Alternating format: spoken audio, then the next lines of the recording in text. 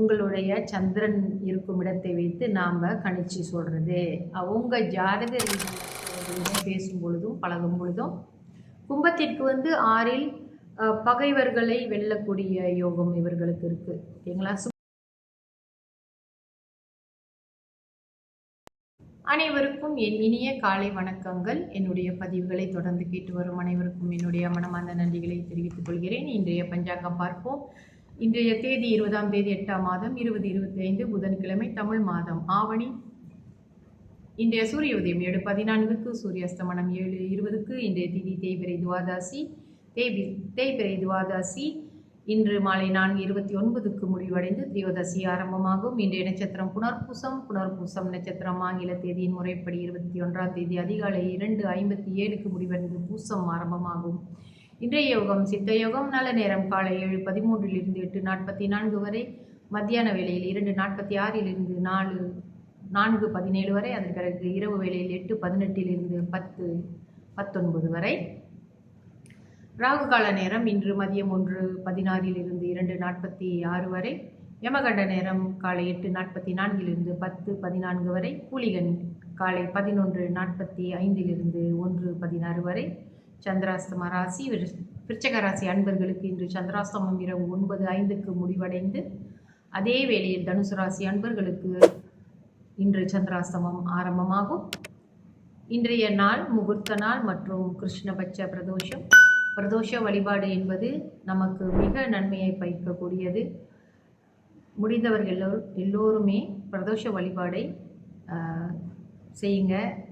ஆலயங்களில் தான் முக்கால்வாசி ஆலயங்களில் தான் நம்ம பிரதோஷ வழிபாடெல்லாம் செய்கிறாங்க. இருந்தாலும் வீட்டில் அந்த பிரதோஷ காலத்திலே வீட்டில் இருப்பவர்களும் வீட்டிலே வழிபாடு செய்யலாம். அந்த சிவபெருமான் எல்லோருக்கும் நல்ல அருளை வழங்க வேண்டும், அருள் பெற வேண்டும்.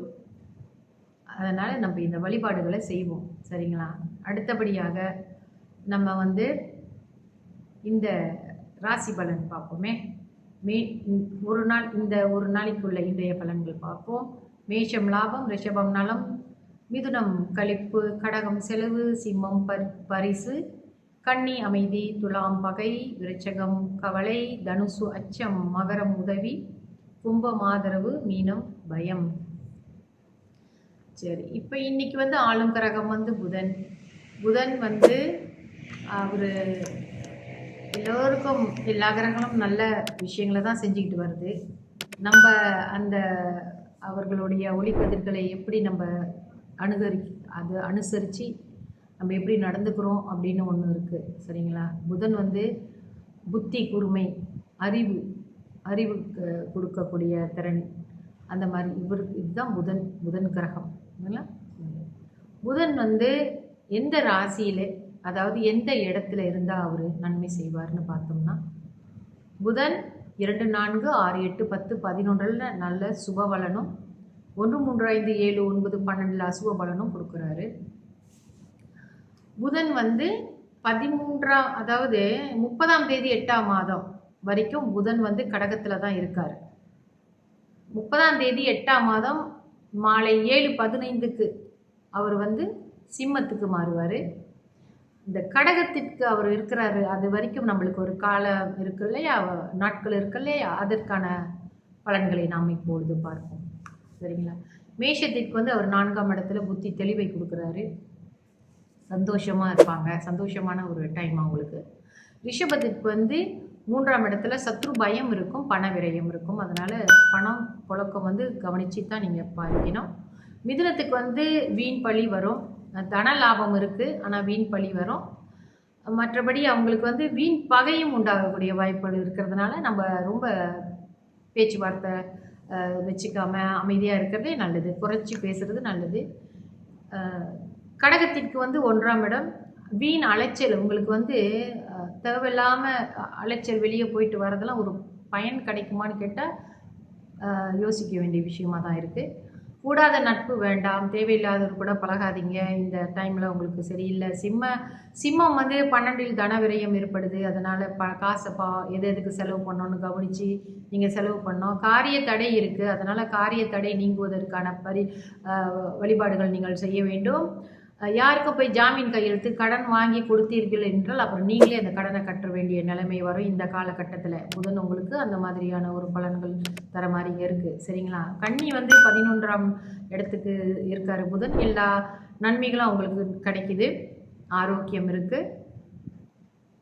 அப்புறம் 11ல் கன்னி வந்து அவங்களுக்கு எல்லா விஷயமும் நல்லதாகவே இருக்குது.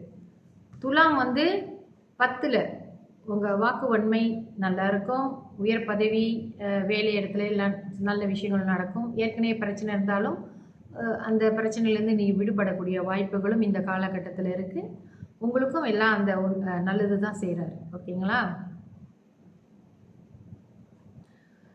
8ல் வந்து தனுசுக்கு வந்து அனுபவபூர்வமான அறிவுத்திறன், அதாவது இந்த அனுபவங்கள் எல்லாம் உங்களுக்கு கிடைச்ச வச்சுக்கிட்டு அந்த அறிவுத்திறனை வைத்து சில முன்னேற்றங்கள் நீங்கள் உங்கள் வாழ்க்கையில் அடைவீங்க. இந்த காலகட்டத்தில் உங்கள் அறிவுத்திறனை பாய்க்கக்கூடிய காலகட்டம். காரிய சித்தி இருக்குது. நீங்கள் செய்கிற காரியங்களில் வெற்றி அடைவீங்க. மகரம் வந்து 7ஆம் இடம். உடல் நலம் கொஞ்சம் கெட்டு போகிறதுக்கான வாய்ப்பு இருக்குது. ஓகேங்களா? நீங்கள் உங்கள் உடல் நலத்தில் கொஞ்சம் கவனம் செலுத்துங்க. பிறர் வந்து நீங்கள் செய்கிற சில வேலைகளை வந்து பிறர் தவறாக புரிந்து கொள்ளக்கூடிய காலகட்டம் இது. அதனால் மிகவும் கவனமாக நடந்து கொள்ளுங்கள். மற்றவர்களிடம் பேசும் பொழுதும் பழகும் பொழுதும். கும்பத்திற்கு வந்து 6ல் பகைவர்களை வெல்லக்கூடிய யோகம் இவர்களுக்கு இருக்குது. ஓகேங்களா? சுபபலன் தான். 6ல் அவர் நல்ல சுபபலன்கள் கொடுக்குறாரு. மீனத்திற்கு 5 பணவரவு குறையும். ஆனால் இந்த மீன ராசிக்காரர்களுக்கு உடம்புல வந்து ஒரு சோம்பேறித்தனம் அதிகமாக இருக்கும் இந்த காலகட்டத்தில்.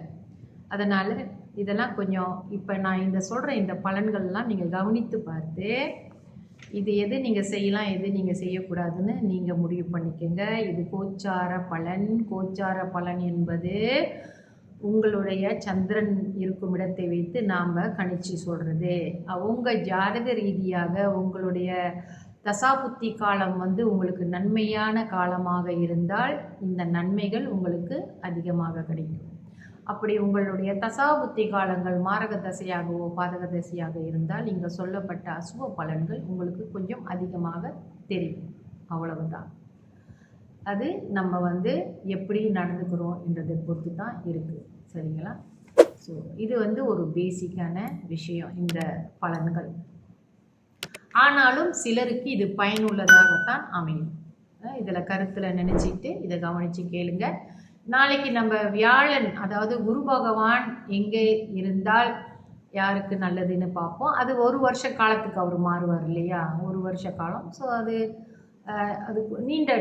நீண்ட காலம். அதனால் ரொம்ப பேர் அதை ரொம்ப கவனித்து பார்ப்பாங்க இந்த பயிற்சி, குரு பயிற்சியை. சரிங்களா? ஓகே, அதை பற்றி நாளைக்கு நம்ம பேசுவோம். நன்றி, வணக்கம்.